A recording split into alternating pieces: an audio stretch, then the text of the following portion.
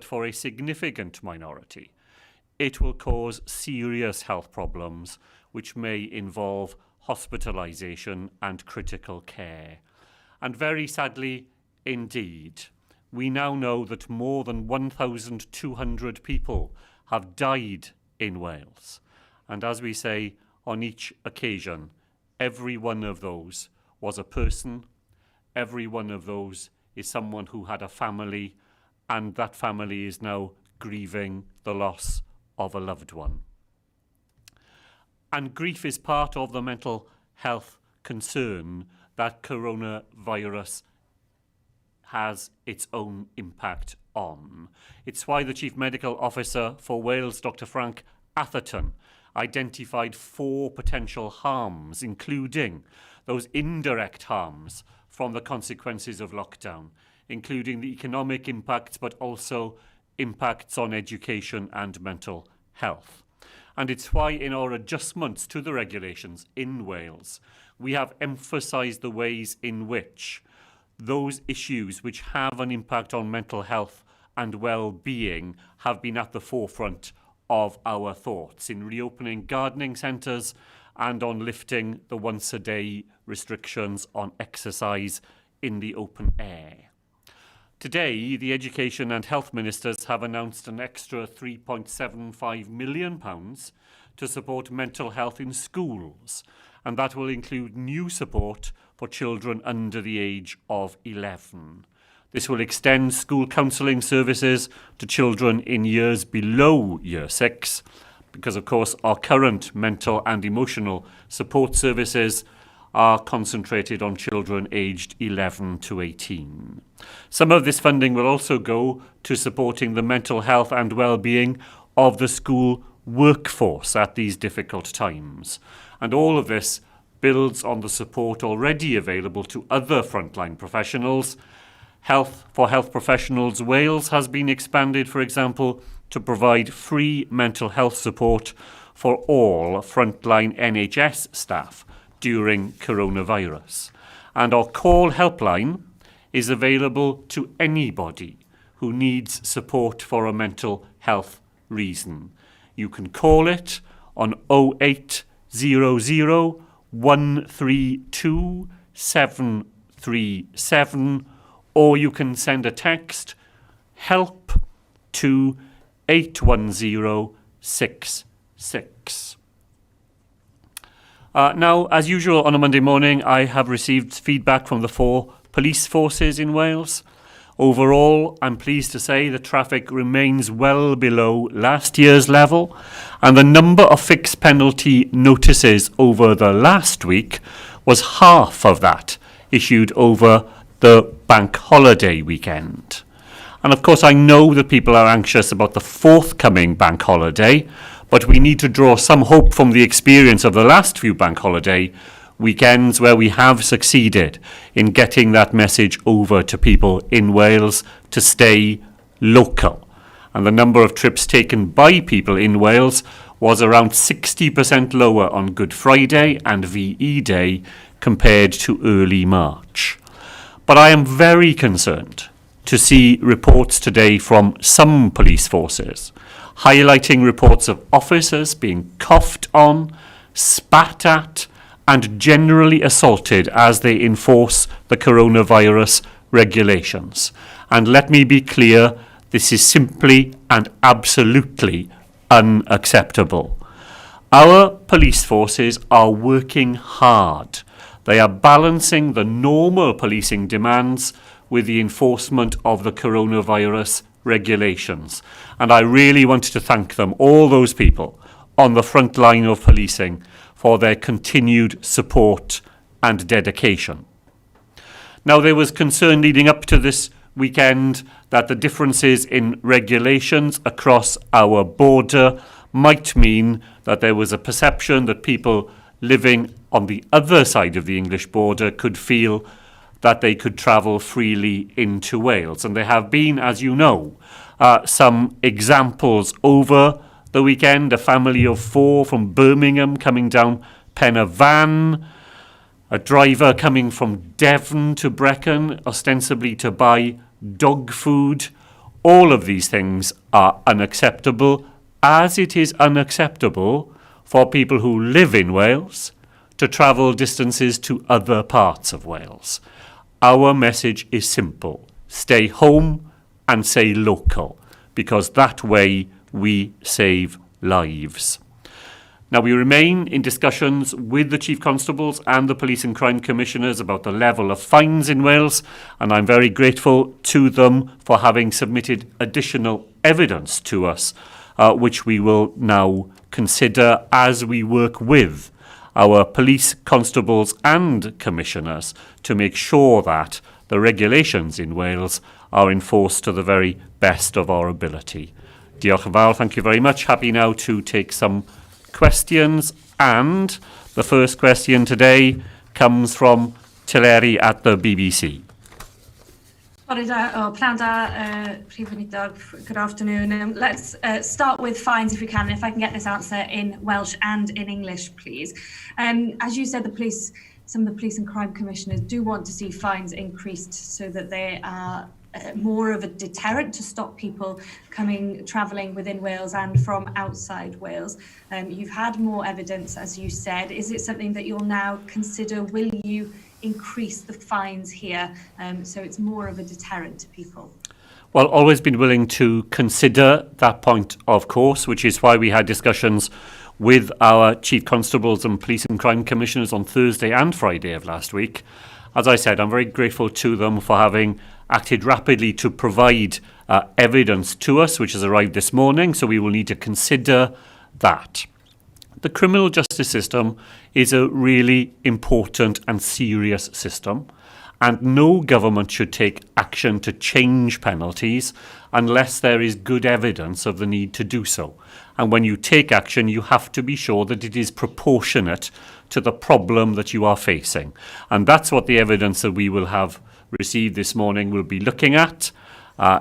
If the evidence demonstrates that there is a problem which can be solved and should be solved by raising the level of fines in Wales, then of course we are prepared to discuss that with our Chief Constables. So, dwi'n diolchgar iawn i'r heddlu am roi I fewn bore yma fwy o tystiolaeth yn y maes yma, I ddangos I ni y natur o'r y problem, a os mae'r awgrymiad I codi y lefel o'r diriw yma yng Nghymru, oeddi hwnna yw yr ateb ni'n eisiau mynd ar ôl ar y moment presennol. So bydd cyfle I ni nawr I ystyried y tystiolaeth sydd wedi dod I fewn. Oeddwn ni'n siarad gyda'r heddlu ar dydd Iau a dydd Gwener wythnos diwetha, a dwi'n hapus wrth cwrs I dal I fod I trafod pethau dan nhw ar sail y tystiolaeth sydd wedi dod I fewn, a'r os mae'r tystiolaeth yn dangos yr achos I newid beth ni'n neud yng Nghymru, ni'n agor I feddwl am hwnna a neud trwy'r cydgweithio gyda'r heddlu. Diolch. On the 28th of April, the UK government announced that all staff and residents of care homes in England would have access to coronavirus tests. On Saturday, 3 weeks later, the Welsh Government announced that every care home in Wales would have access to the same level of testing. Speaking with Claire Summers this morning on BBC Radio Wales, you repeatedly said the suggestion that England has had this policy for weeks and weeks and we're catching up is not true. Why did you say that if it's not the case? And would you like to clarify what you said for the record? I'm very happy to clarify what I said for the record, because what I said earlier today was absolutely the case. Matt Hancock, the Health Secretary in England, made a statement on Friday of last week, not on the 28th of April, on Friday of last week. On Friday, he gave an update saying that by mid-June, by early June, that those tests would have been carried out. He announced the policy on the 28th of April. The 28th of April, his policy was that care homes where there was nobody suffering from coronavirus could ask for a test if they wanted one. That is not the policy that he announced on Friday, and it's not the policy that we now have in Wales. all care home residents in care homes where there is coronavirus and where there isn't coronavirus will now be tested, as with all staff. It will not rely, as the English policy did, on requests coming in for people who wanted it. That's a really significant change in policy, and it's a change in policy in England as well as in Wales. So the policy that we have announced today is not the policy that England announced on the 28th of April. It is the policy that they have had in place since Friday and the policy that we have had in place since Saturday. Diolch, Teleri. Adrian Masters, please. First Minister, can you confirm that whether or not Wales will be part of two UK-wide online systems, the Test and Tracing app and the testing self-referral web portal? And with regards to the second of those, what happened to the Wales-specific online portal that was being developed? Has that been scrapped? Thank you, Adrian. So we are going to be part of the self-referral web portal that's now available across the United Kingdom. Why have we now decided to join that portal? Well, it is because that data issues that previously prevented us from joining it have now been ironed out. Had we originally joined it, people in Wales would have been able to get a test, but the result of that test would never have been reported into the Welsh NHS. It wouldn't have appeared in their GP record, and we would not have been able to offer them the assistance that we would wish to offer. That has now been ironed out. The data from that self-referral web-based portal will be reported back to the NHS in Wales, and now is the right time to do it. We had developed our own portal because if that had not been possible, if the data issues could not have been resolved, we would have had to have done something different. With them resolved, we can use the UK portal, and we're happy to do that. And looking forward to the time when we have a different regime operating in the community, then as I've always said, the more we can do things together and the more that we're able to have single systems across the United Kingdom, the easier that is for people to understand. And we will look to work closely with our UK colleagues, but also colleagues in Scotland and Northern Ireland in order to put that regime in place. And on relations with other governments, you've been critical of the relationship with the UK government. Sometimes you've said that engagement happens in fits and starts. But the UK government has also been concerned. When you announced the traffic light system on Friday, they said that they only had an hour's notice of the document. Doesn't it work both ways? Do you need to do more to engage with the UK government as much as they have to do more to engage with you? Well, I think that point about the traffic light document is a very good illustration of what I have been calling for a number of weeks now. Had we had a system of regular and reliable engagement with the UK government over last week, I would have had opportunities before the document was published to have explained what we were doing, to have outlined its content to ministers, not just in the UK government, but in Scotland and Northern Ireland as well. We had no meetings of that sort last week, and those opportunities didn't exist. We did have a meeting yesterday between the First Ministers of Scotland, Northern Ireland and Wales with Michael Gove, and I welcome that, and I hope that that will lead to a more secure, regular rhythm of these meetings, both this week and next. And I am very keen indeed to use those opportunities to share as much as possible, because the more we share, the better the chances are that we can move in line with one another, just in the way that I tried to emphasise in answering Adrian Masters' first question. Thank you, Adrian. On to Mike Hughes of LBC. Thank you, First Minister. You were asked this morning in reference to the Wales testing portal, which has now been scrapped in favour of the UK government's testing portal, how much it had cost to set that up, and you didn't have the figure to hand then. Do you have the figure to hand now? How much money has been spent on that? I don't have the figure to hand, Mike, but I have asked this morning for that figure to be drawn together. It'll have a number of components to it. It will take a few hours to make sure we give you the accurate information, so that will be available today. But just to be clear, we invested in that portal because if it hadn't been possible to bring the UK portal into a position where it could be used in Wales, we would have needed it. So it is not money that was wasted. It was necessary to create our own portal because we didn't have an alternative that we could rely on. Now that we have a reliable alternative, we have decided to use that for all the reasons we've talked about many times here, about needing to work together across boundaries across the United Kingdom.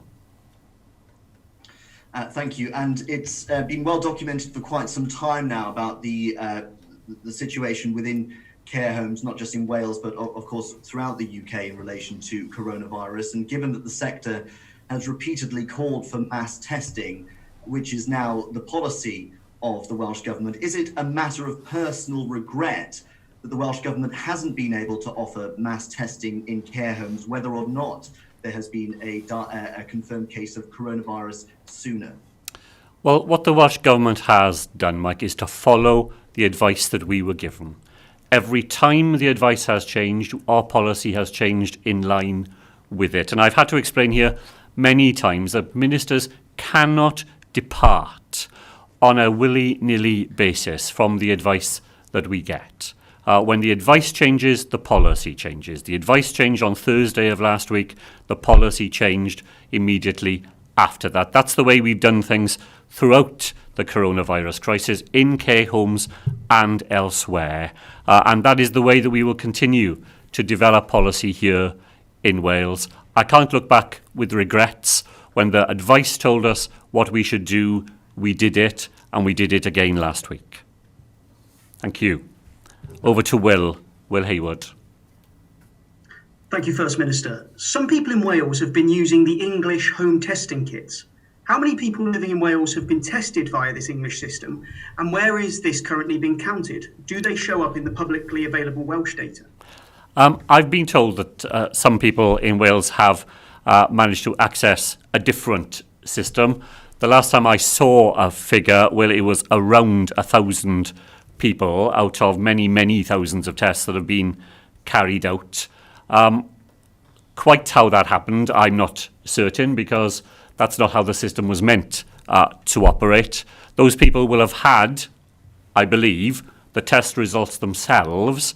It's unlikely that those test results will have been reported into the Welsh NHS, because that was the data problem that we've been resolving and has only been resolved in more recent days. So now that that's been resolved, will that data be coming into the Welsh system? And just a second question, if I may, on shielded people. If you're a shielded person, you will always be at serious risk of the virus.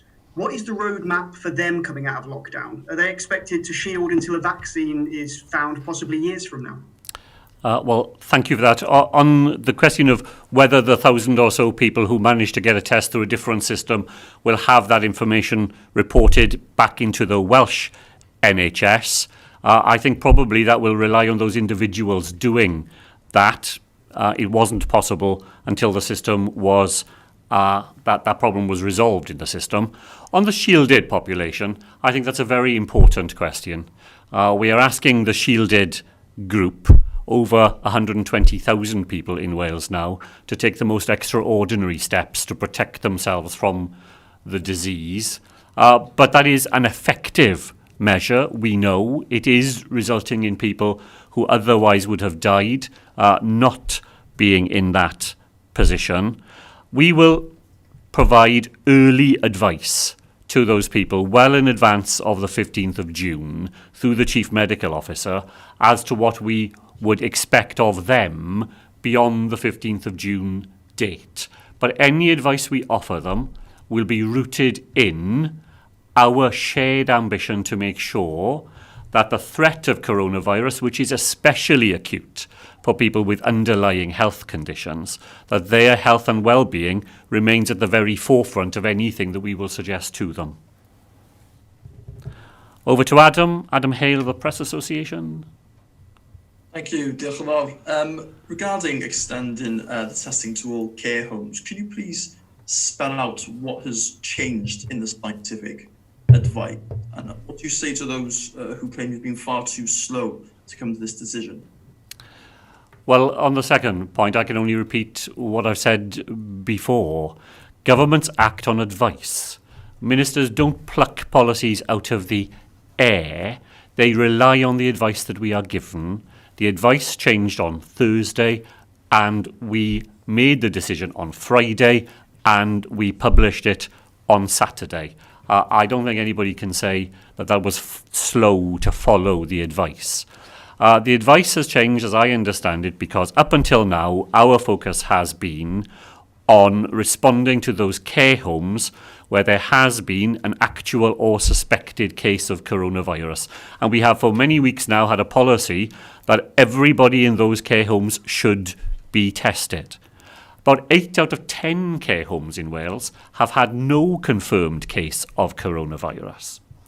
Now, what we want to do, with coronavirus declining in the community and probably having peaked and just beginning to decline in the care home sector as well, we want to put more attention on stopping coronavirus from getting into those 8 out of 10 care homes where there has been no confirmed case.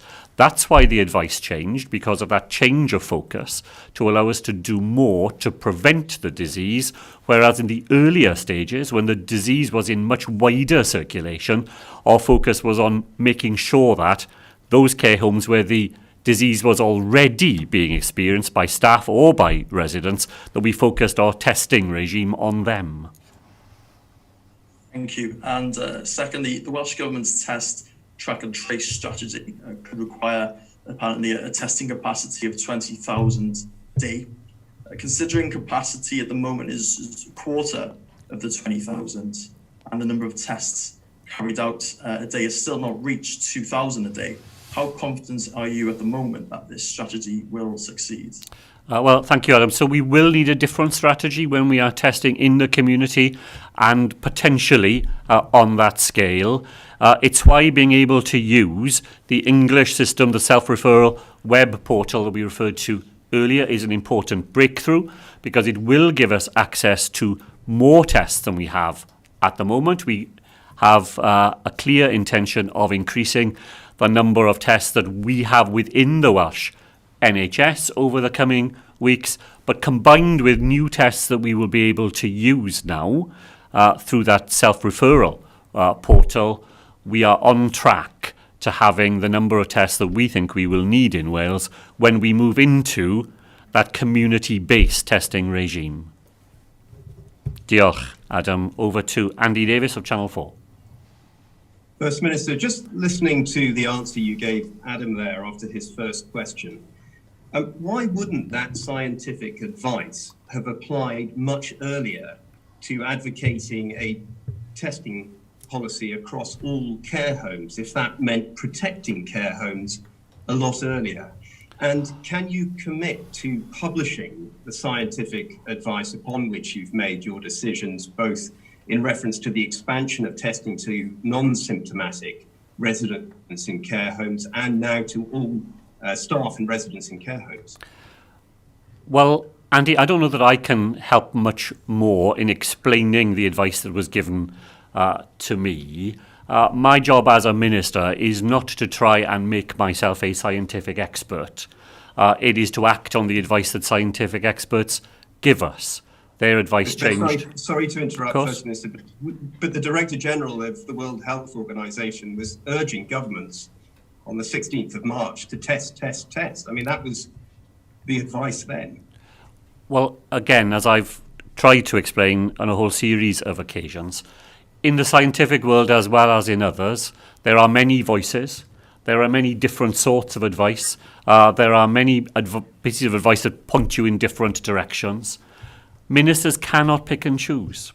We cannot go around saying, today I fancy that piece of advice, tomorrow I'll take a piece of advice from somebody else. We get our advice through the established mechanisms that we have, our chief medical officers and the Scientific Advisory Committee for Emergencies. And it's their advice that we have followed throughout this crisis, and it was their advice that changed on Thursday. I've tried to explain my understanding of why that advice was changed, but we follow the advice. We follow the advice that we are given, and that is what we did last week. And just finally, what is the position about testing capacity, whether that played a factor at all in shaping the advice which was given by the scientists to you, or shaping the decision that ultimately you and the Health Minister and others took? Well, the capacity issue has not been part of our decision making because we've always followed the advice. We have, the last figures we published last week show we had 5,300 tests every day available in Wales, and on the day that we had the most, we were testing, we had over 2,000 tests carried out. So we had capacity. We were not at our peak capacity. We'll have more capacity in the system now. So capacity has not been at the centre of the advice that I have seen.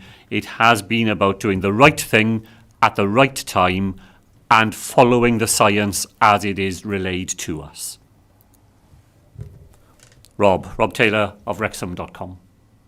Good afternoon.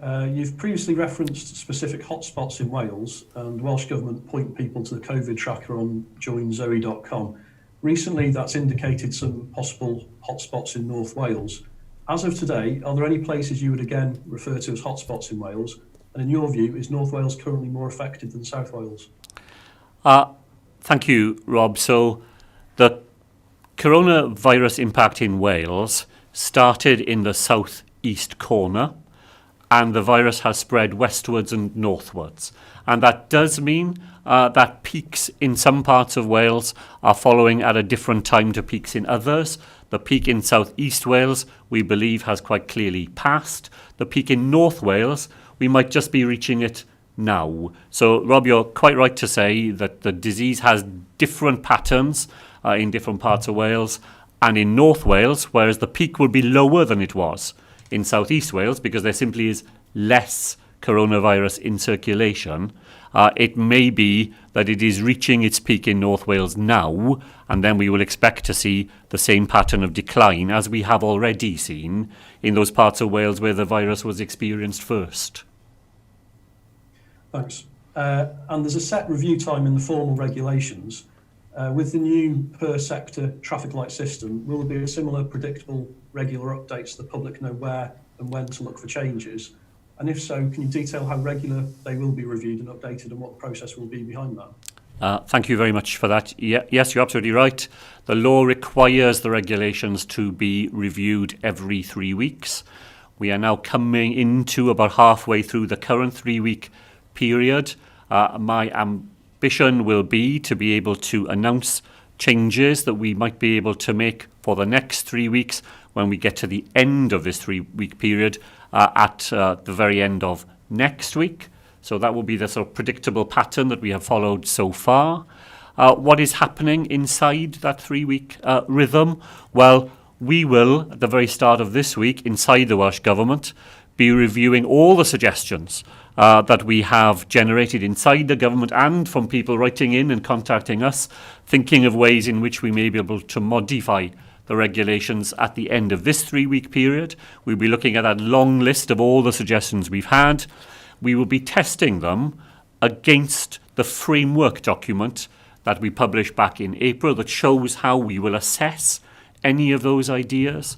By the beginning of next week, we will have reduced that long list to a shorter list of things that we think are still possible. We will get advice from the Chief Medical Officer on all of those. The Cabinet will meet in the middle to second half of next week. We will agree the changes that can be made, and then we will announce them to people in Wales. And that's the sort of pattern that we are going through, a really careful, detailed consideration of all the ways in which it might be possible to amend the regulations, doing it in a dialogue with people in Wales, carefully getting advice from inside the Welsh Government, and then making an announcement as soon as we're able to bring it all to a conclusion. Thank you very much. Over to Gareth at the Caerphilly Observer. Prynawn Da, First Minister. On care home testing again and leaving the reasons for the change alone for a moment, On an important practical point for somebody working or living in a care home in, say, Caerphilly or elsewhere in Wales, realistically, how long should it now take for them to be tested and receive the results? Okay, so I'm sorry, Gareth, to offer you a slightly complicated answer, but it's important for me to try to be as accurate as I can.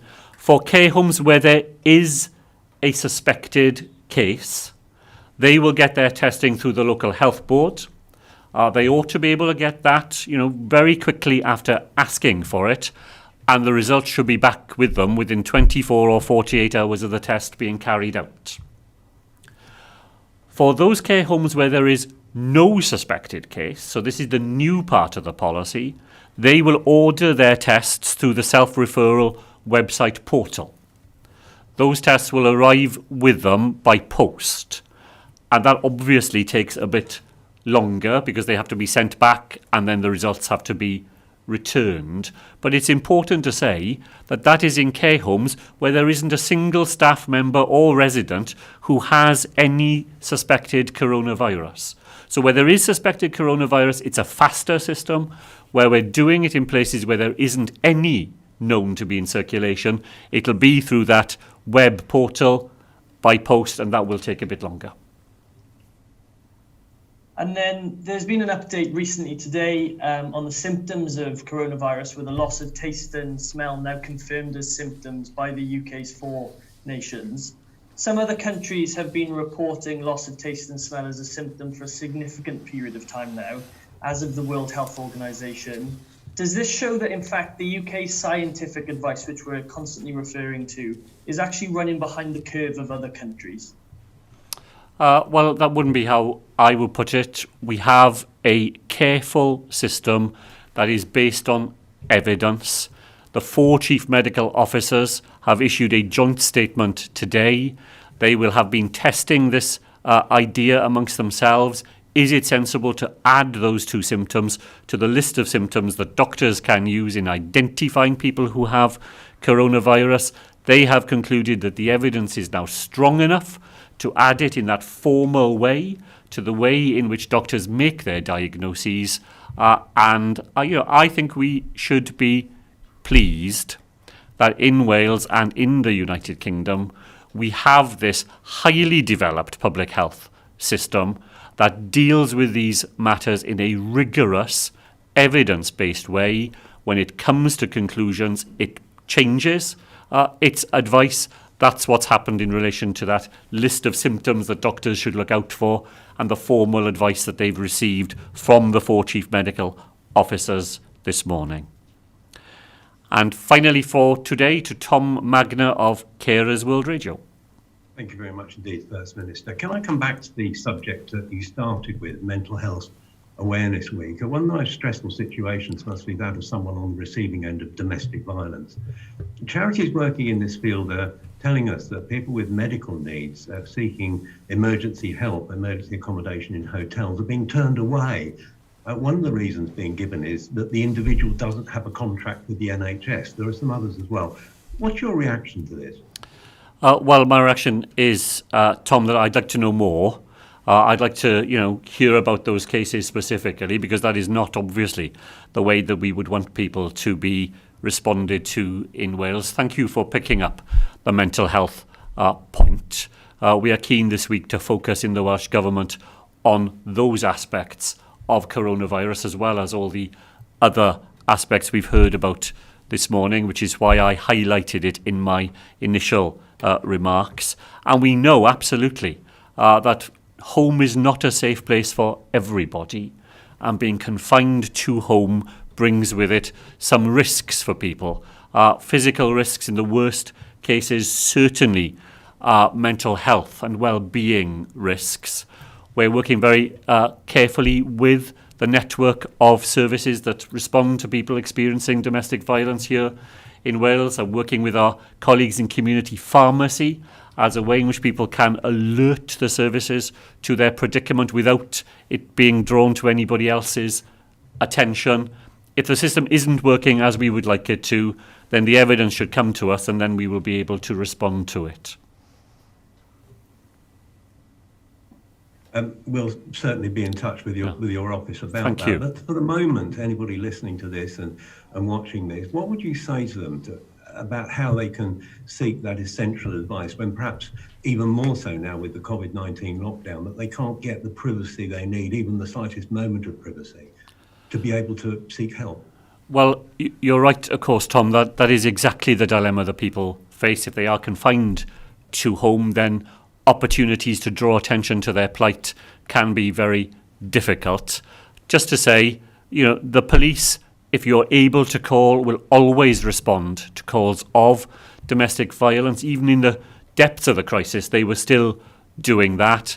And as I say, we have a system with community pharmacies. If people need to leave their home or can demonstrate that they need to leave their home to go to the pharmacy, there is a sign that you can make to the community pharmacist that will alert them, and they will act on your behalf. There isn't a completely straightforward answer for people who are subject to the worst excesses of coercive control, where people are prevented from contacting the outside world. But we have done our best to put in place those measures that people who are finding themselves in that position have some recourse to alerting the public authorities to their predicament, and then we will take action. And thank you very much for being willing to share that evidence with us today. We'd be very glad to receive it.